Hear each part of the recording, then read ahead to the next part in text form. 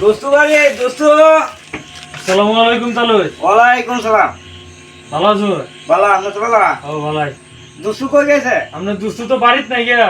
কই গেছে? আপনার দুস্তু একটু একখানো গেছে মানে আপনার যে দরাটা এটা যদি আমার থেকে কইলে হয় আমি আব্বার থেকে কইম না, আপনি আমার থেকে কইয়ে দেন। বাড়ির সামনে পুষ্কুনির পারে একটা তাল গাছ আছে না তোমরা? ও আছে।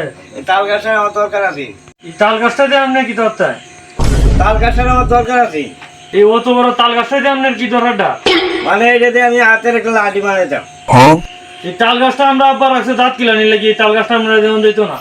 এই ছেলে বিয়ে তো এই যে কি করলে তুমি? আগে কও তোমার আব্বা কই গেছে?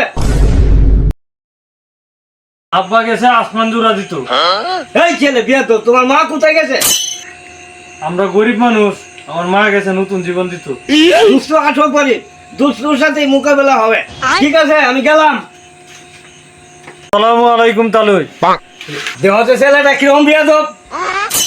এই সুজন, আমি গেছিলাম দুস্তুর বাড়ি। বিয়াদব একটা ছেলে আমাকে অপমান করে, আমার দোকানে বাঘে মশে পানি খায়। এটা বিচারটা তোমার করে দেওয়া লাগো। ঠিক আছে, আজকে সন্ধ্যায় আমরা বসি, বৈশা ছেলেটারে জিজ্ঞাসা করি সে বেয়াদবিটা কেন করলো। এই তন্ময়, এই ছেলেটারে নিয়ে আসো তো। ঠিক আছে এখন আমি যাচ্ছি। ওনারা এই অপমানজনক কথাবার্তা কেন বলো? আসসালামু আলাইকুম। ওয়ালাইকুম সালাম। এই ছেলে, তুমি যে কথাবার্তা বললা, উনি মুরব্বী, তোমার তালুই, তুমি এই কথাবার্তা উনাকে কেন বললা? এই কথা কইছি আমার তালুই লাগে, উনি সম্মানীয় ব্যক্তি।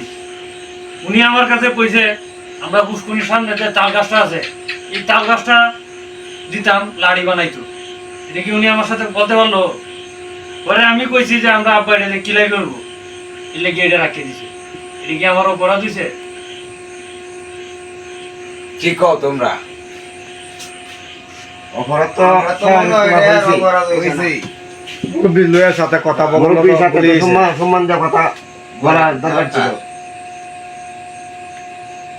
এখন ওইটা না হলেও হইল, কিন্তু তোমার আব্বা যে আসমান জোড়া দিতে গেল, এটা কি বললা তোমার তালুর সাথে? আমার আব্বা যে আসমান দূরে দিতে গেছে, আমরা হইলো গরিব মানুষ, মানুষের ঘরেও কাম হরি কেমন লাগে। আব্বা যাইছে এই বাড়ির রমেশের চাল জোড়া দিত, চাল চাইতো। চালের উঠে যেত আসমান দেওয়া যায়, এটা চাল চাইলে তো এটা আসমান জোড়া দেওয়া হইলো না। আচ্ছা ঠিক আছে, এটা না হয় মানলাম, কিন্তু তোমার মার এই যে তুমি বললা নতুন জীবন দিতে গেছে, এটা কি বললা? কি বলেন আপনারা? ঠিক আছে তো? ঠিক আছে।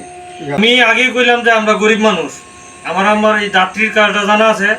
আম্মা যাইছে এই বাড়ির একজনে আয় নিছে যে দাত্রীর কাজ করানোর লাগিয়া, শিশু জন্মদানের লাগিয়া, তে নতুন জীবন দিতে গেছে না। ও আচ্ছা, এই কথা, তাহলে তো ঠিকই আছে। আর আমার দাত্রীর কাজ জানা আছে, নতুন জীবন দিতে হবে, সেটা তো ঠিক আছে, ভালো কথা। কি বলেন আপনারা? ঠিক আছে। আচ্ছা যাই হোক, আপনার মুরব্বী মানুষ, উনি মুরব্বী মানুষ, তো ওনার সাথে তুমি ছেলে হয়ে কথাবার্তা গুলা বলা উচিত হয় নাই। মুরব্বী হিসাবে তাহলে বলো, মাফ করে দেন। তাহলে যাই হইছে মাফ করে দিন আমারে, এমনি মুরব্বী মানুষ। ঠিক আছে বাবা।